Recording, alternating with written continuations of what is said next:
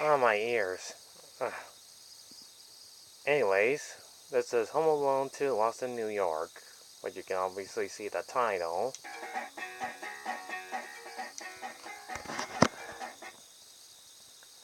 So, uh, Merry Xmas, everybody. We're about to do a holiday video game review of Home Alone 2 Lost in New York.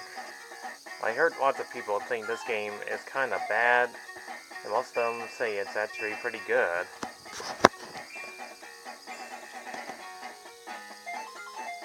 Those of you already watched the movie, trust me, lots of you probably watch it every year.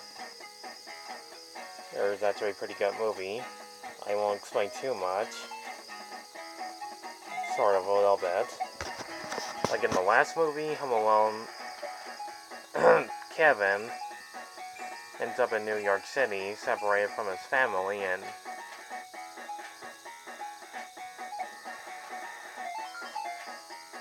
his family gets to a different country, while Kevin ends up in New York City all by himself, unaware that Harry and Marv are there as well, which for the coincidence that they're also there when they get riches at Duncan Toy Chest.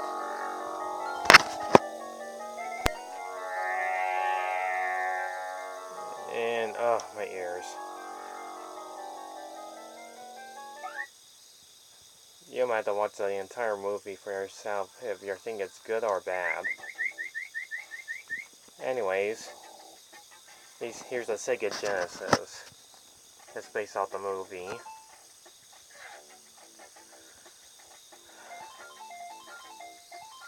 Anyways, you only play Kevin McAllister, which is the only character you play, and collect items, aka presents. Just like any holiday movie or video game, you play Kevin, and he takes damage by making that sound. And some of these stages don't even resemblance from the movie. Heck, even when Kevin jumps, he takes damage. And it's weird when they make sounds when you hit them with a baseball bat. Baseball. My mistake. And they're throwing suitcases at a kid. That's just wrong. Has any of these happened in the movie? I sure as heck don't. Anyways.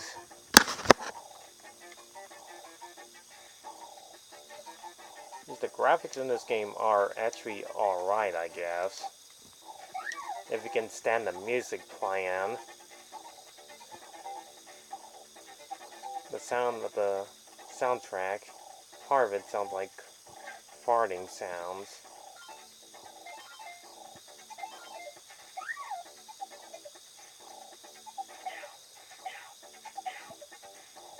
Also remember the part where Harry and Marv are chasing Kevin in the airport? I remember seeing that in the movie.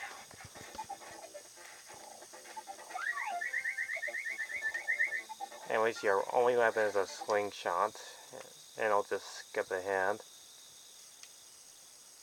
Anyways, you end up in the streets of New York City. There's like random bad guys, and there's like ones that are ninjas. You have remembered that from the movie.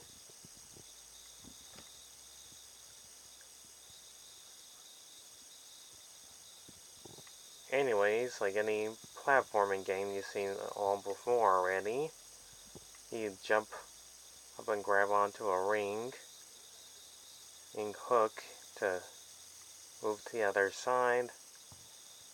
You know, all that basic platforming stuff and all the cliches of games of having sharp eyes drop on you, which makes total sense.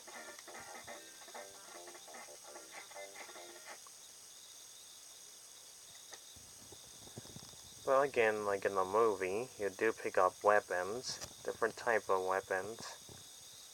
Ones that you can shoot at enemies, cats, and other things. I only played the very first Home Alone on Sega Genesis. Super Nintendo they go to its sequel, but never the Genesis.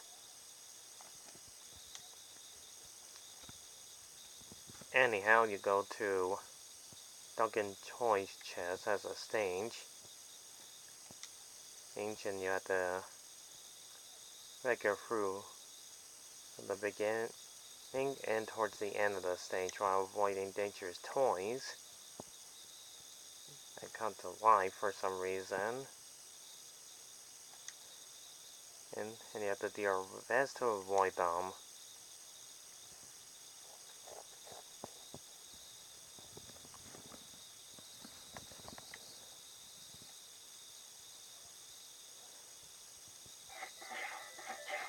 And find Harry and Marv, which are the only characters you fight throughout the entirety of the game.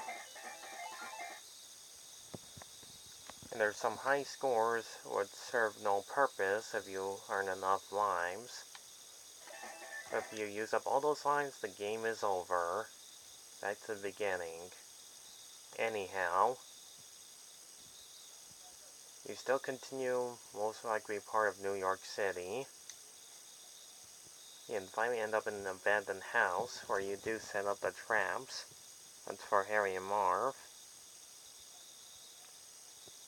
And not to mention a cool cutscene which I will not show you. But I will explain it that Harry and Marv start chasing after him and random bricks drop on them, which is pretty awesome. Next you end up in the sewers and there's oversized bubbles and a giant frog. And some random pizza in the sewer. Ew.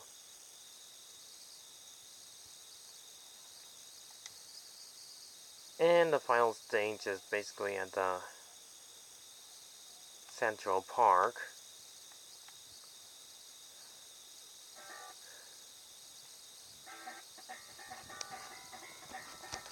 We're in the final stage at the outrun Harry and Marv, but for some reason, and Marv acts like freaking homeless Spider-Man, swinging side to side, and pretty fast, in Cheetah's blood.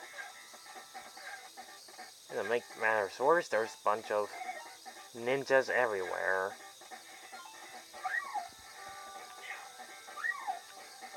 And not to mention, you have to get used to hearing all these sound effects all the time.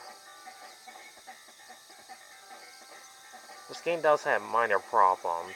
The sound effect gets annoying after a while.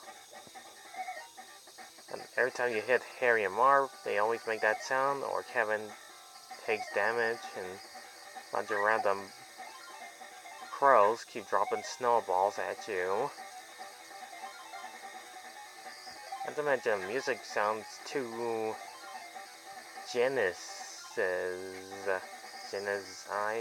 whatever.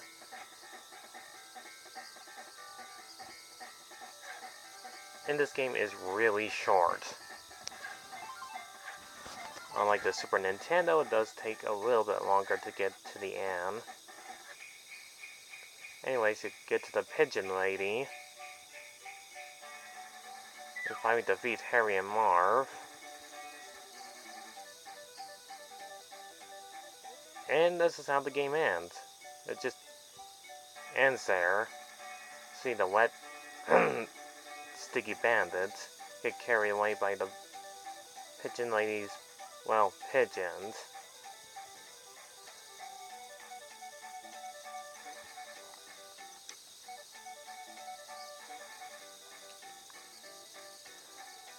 And that was Home Alone for the Sega Genesis. My thoughts about it? This game does have minor problems. Whenever Kevin or the wet band and sticky bandits get hit, it gets rather annoying pretty fast.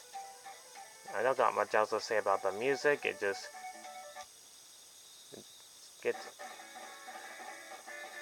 randomly loud and annoying pretty fast too. Don't get me wrong, they did try their best to make the soundtrack a little bit too... It sounds a little too epic, like for a Home Alone sequel. They could at least try their best to make it a little bit interesting. But to its credit, the soundtrack is an okay thing to listen to, but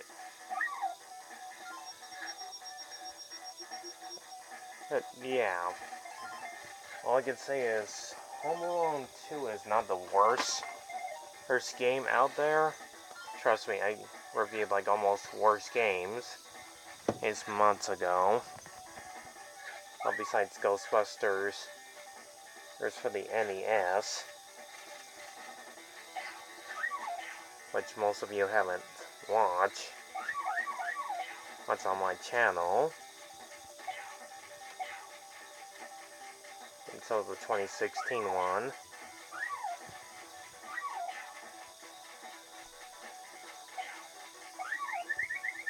But if you like to play a good Home Alone game, I would stick with the first one where you can actually set up traps.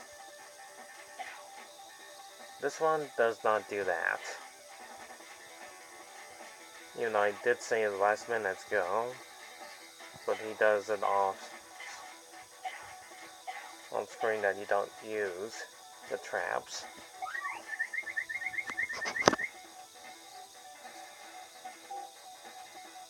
Did that building say the Wet Bandits movie? Yeah, anyways, I give this game Home Alone 2, Austin, New York for the Sega Genesis, being a below average video game.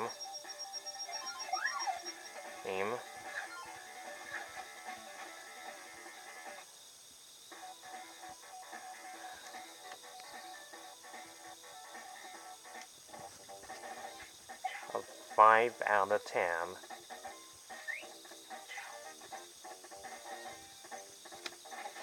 This game is a little bit too short. You can easily beat this game in probably 20 minutes, so on and so forth.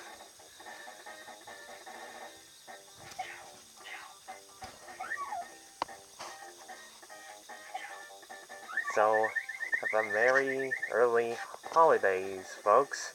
If you like it, subscribe and share. Or if you like this review of me talk about this game toward the movie, which I'll probably review both of the movies pretty soon, but not right away. See you then.